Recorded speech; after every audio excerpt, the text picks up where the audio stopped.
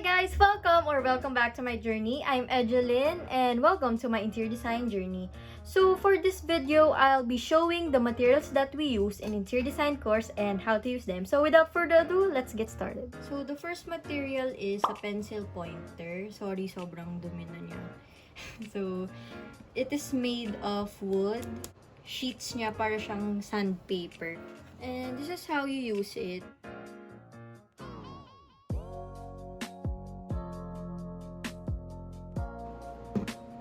So, let's compare yung normal sharpening niya. So, may difference yung sa normal sharpener then yung sa pencil pointer. Ang ginamit ko dito for sharpening is cutter. The second material is cutter. This is used to cut papers and to sharpen your pencils. So, this is how I sharpen my pencil using the cutter. Extra ingat lang tayo guys.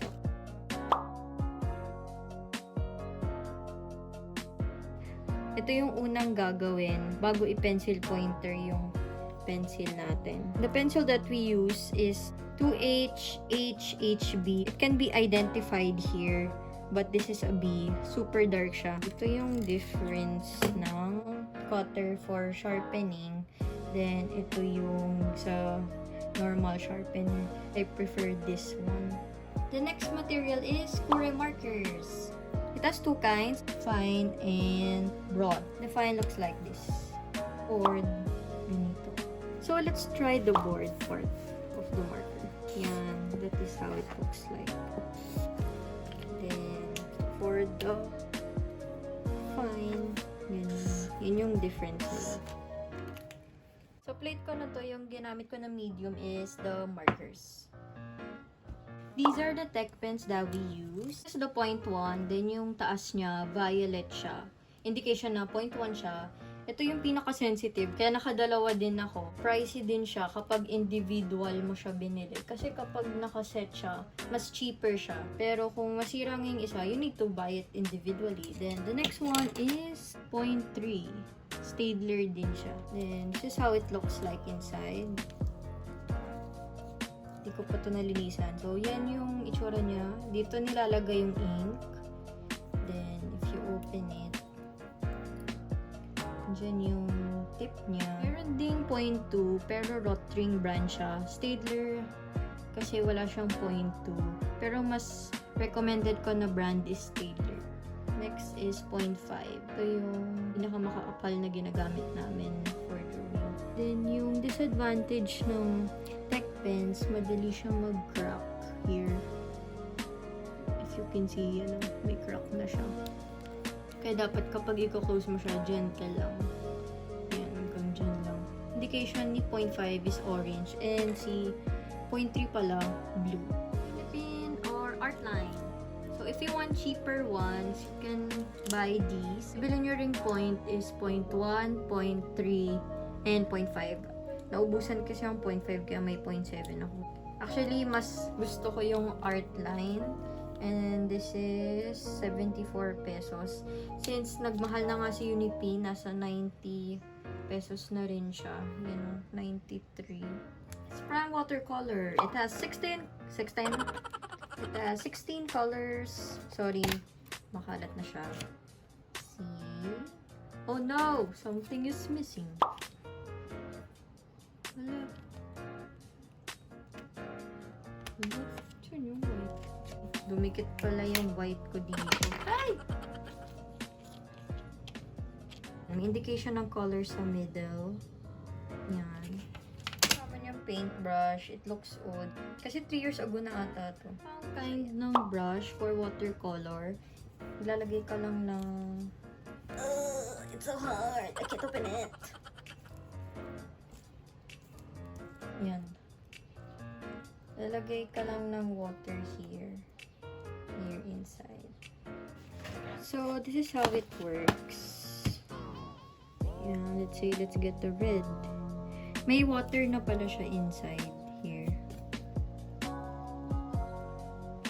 Preferable ko siyang gamitin for the board exam. So, yan. Don't fail me, okay? So, second attempt, sana gumana siya. So, let's try the red one. Ayan, dumikit na yung color. If you can see. Wait, it's not focusing. Basta yan, may red na siya. Let's try it on the paper. See? It's working. Mas mabilis siya gamitin para may tubig na rin. Next is paintbrushes for the brown watercolor. So, the brand that I used before is Watercolors. So, Jollies ko ata ito nabili in Pino pa. Pinabili ko lang siya. I have the 000s, 4X. Hindi ko pa siya nagamit. And then 6. So, dalawa pa lang 6 ko. Kaya pala hindi ko siya ginamit. And the 8. Ito yung mostly ata nagamit ko lang. So, medyo balik ko na siya. Then, the 2. Grabe 3 years old na to. Watercolored pencil. If you've seen my previous vlog kung bakit sila naka-separate na each color para mas madali nyong ma-identify yung mga gagamitin yung colors for wood, stone, granite, etc. Advice sa amin yan sa review class. Tape. Yung nagustuhan ko sa kanya kasi clear siya. And that's how it looks like. Then, if you want cheaper ones, you can use a masking tape. Ayaw nyo na gumamit nung pencil pointer and cutter, you can use this kind of sharpener. Yes, halos lahat ng gamit ko may pangalan para di siya mawala. So, we have two kinds of scale. The metric scale. Yan, metric scale yan. Then, the English scale. Ito naka-feet and inches siya. Advice ko sa inyo, lagyan nyo ng markings yung mga materials nyo para hindi kayo mawala. I think its materials are the circular template, the 40 by 45 triangle, and the 30-60 triangle. Meron siyang smaller version ng 30 by 60 and 45 by 45. This is the French curve. Meron siyang 2 to 3 kinds and I can find the other one. Perfect siya for drawings na may curvings. And you have to just figure out kung anong part dyan yung gagamitin. It's called the eraser shield. Kunyari, may portion ka sa drawing mo na ayaw mo madamay pag nag-erase ka, you can use this.